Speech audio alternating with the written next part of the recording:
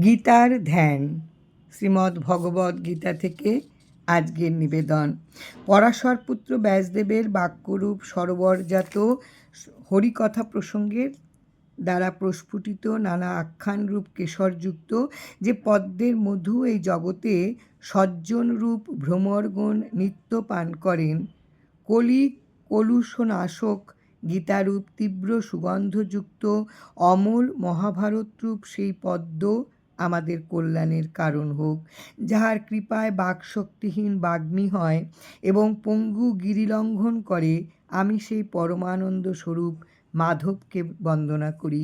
ব্রহ্মা, বরুণ, ইন্দ্র, রুদ্র ও মরুদ্গণ দিব্য স্তব দ্বারা যাহার স্তব করেন, সমগায়কগণ অঙ্গ পদক্রম ও উপনিষদ সহিত বেদ দ্বারা যাহার মহিমা গান করেন, যোগীগণ ধ্যানে তদ্গত চিত্ত হইয়া যাহাকে দর্শন করেন এবং দেবাসুরগণও যাহার চরম তত্ত্ব অবগত নহেন, সেই পরম দেবতাকে প্রণাম করি। শ্রীমদ্ ভগবদ্ গীতার মঙ্গল ধ্যান সমাপ্ত।